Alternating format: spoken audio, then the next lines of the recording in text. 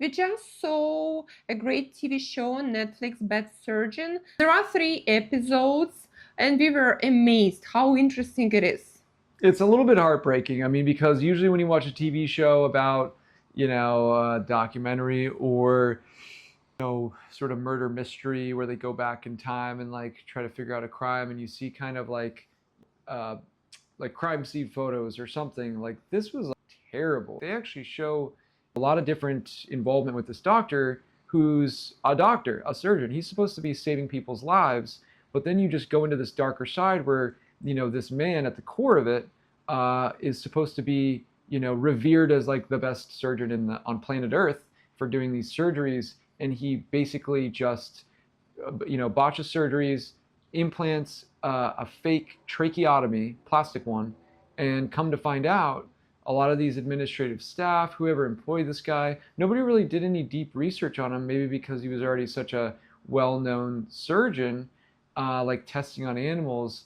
And I mean, it is heartbreaking. It's a heartbreaking TV show, but it just is a very good show to watch because it opens your eyes. It says, okay, well, this research is needed, it's required. Even if you have a high skill set as a surgeon, best in the world, you can't just go in there and, do something to test out on a patient just because maybe they're terminally ill and they're already gonna, maybe potentially die anyways because of their traumatic disorder or disease, to just go in and like, kill them within a week by this surgery that doesn't work. And there is the best hospital in Sweden involved, Karolinski Hospital. Mm. And even in this very expensive, very well-known hospital, there is this crazy doctor who didn't use his surgeries on animals. He just jumped right into human surgeries. And it is terrible. So he basically killed couple of people. Probably like 5 or 6. Yeah. It's actually not even known because he operated in different countries where their rules are different. People would go to this famous hospital in Sweden because this procedure couldn't be performed in the United States, some of which were American and Italian or Turkish. Swedish, whatever. And but this hospital has a very high reputation. And I believe that this surgeon or doctor probably was a very good surgeon, but had such a high ego, which also is a whole nother dynamic to the story, which you think it's going to be kind of like a Tindler Swindler TV show, because he has like multiple ladies also that he's lying to with kids all over the place and doing these surgeries all over. Just a terrible person, and still, I think, to this day, he really didn't really get the punishment that he might have deserved. I think he might have ended up getting a little bit of jail time. But with how much went on, it really shed some light on the fact that like these doctors, a lot of times they think they're God, and just because of their skill set or their surgeries they perform in a good way, it carries over into their lives where they think that they just own the world. Like these poor women that he had, on the hook, in New York, and then he never let this woman go and visit his like birth home in Barcelona, Spain, and then she finally goes out there. Come to find out, he's got a whole nother family over there. So he basically just lying to everybody, lying to patients, lying to, his love life. It's a roller coaster. Just a shocking TV show. You have to watch it. I would give it 10 out of 10. Yeah. Highly recommended. And it is very sad, but the first episode is mostly just reveals the whole story of the love. Like how he falls in love with a reporter from New York who's very professional, smart lady, but even she got involved with him. They got engaged. He tells her that he knows all the presidents, all the high people, like a pope in Rome, all of these people, his best friends. Like he was a doctor of Princess Diana. So he has such a crazy brain that he thinks that all the celebrities are his best friends, and he just lying non-stop. Yeah. And it was crazy. It was a little bit even funny, but they trusted him. She got engaged with him. Why? Because all the media was filming him. Yeah. All his surgeries was like filmed. there are hundreds of articles about his surgeries with this plastic tube on the magazines and everywhere. So people easily trusted him. And the whole first episode, we were just convinced that he's a nice guy. And he really looks so nice, like a teddy bear.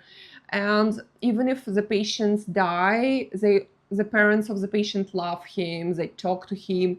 He even invites parents of one of his victims to the wedding in the Yeah. castle. And it turns out one of these women that I was talking about earlier was her son, you know, who he basically killed in a surgery, again, with, you know, negligence and malpractice, ends up trying to reach out to her every single day after, you know, he basically killed her son in the operating room with his negligence, ended up marrying this woman and having a child with her.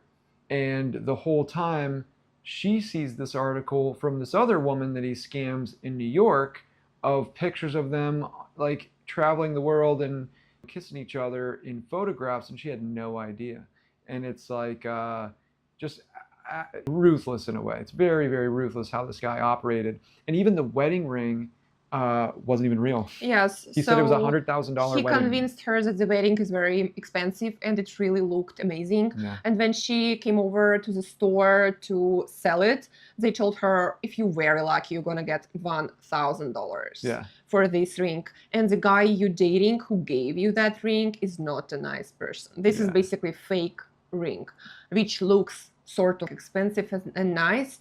And he did a very beautiful proposal for his girlfriend, but at the same time, he would just fake the wedding. He would basically invite everybody to the wedding, all the people they know, but he wouldn't even book the restaurant. He told them, I booked the castle, which was fake. So when she called the castle in Europe, they told her, we have no idea what you're talking about. Yeah. So he basically faked it. People bought expensive tickets. It is destination wedding, and they had to cancel it just because he's psycho. And I didn't feel sorry for him. I am curious, what was his teenage life when he was a child? Like, how did this develop? They didn't tell us anything about his child, about his parents, about his lifeline and how he became that way. And I'm waiting for the second season of it. Honestly, Yeah, you gotta check it out.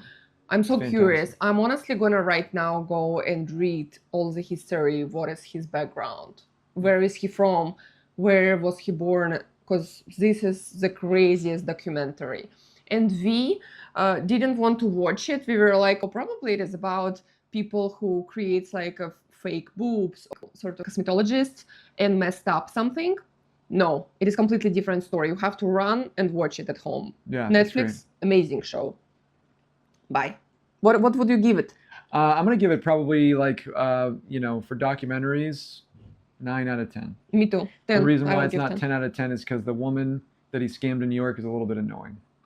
I will give 10 out of 10, but I would show a little bit of background story. Like, for example, in the movie Inventing Anna, in the beginning, they show how she's pretending to be rich and everything. And at the end, they show like a village, dirty village she was born into. And so it was super funny to watch. And the same one in the Tinder Swindler, they watch how he's so cool on the private jet. And the last 1 minute of the TV show, they show village in Turkey and people like, yeah, remember this poor guy? And it was super funny to watch. But this movie, no, they didn't show it.